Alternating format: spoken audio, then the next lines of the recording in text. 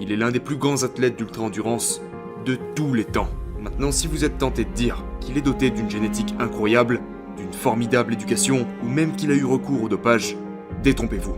Il a grandi dans un foyer abusif, a passé ses années de lycée comme y étant l'un des seuls enfants noirs, d'une petite ville dans l'Indiana à environ 32 km de l'emplacement même où le Ku Klux Klan a été fondé. Il a enduré d'incessantes moqueries, et a tout juste réussi à finir sa scolarité avec une moyenne générale de 1,6 sur 20. Dans sa vie, il a lutté 2 fois contre l'obésité, pesant jusqu'à 134 kg. Il a souffert de graves allergies, d'un trait drépanocytaire et d'une maladie cardiaque congénitale qui lui a laissé un trou dans le cœur de la taille d'un jeton de poker.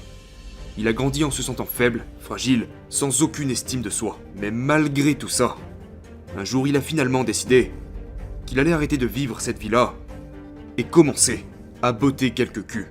Cette décision l'a mis sur la voie de l'amélioration et a fait de lui l'homme le plus résistant de la planète Terre.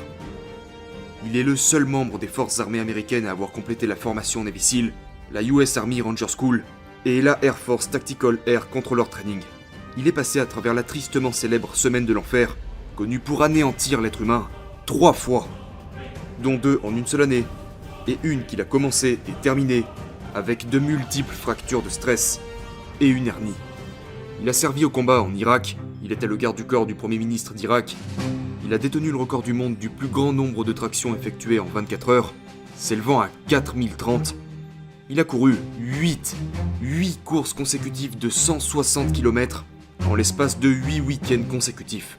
Il a déjà couru plus de 11 200 km en une seule année, ce qui équivaut à 267 marathons.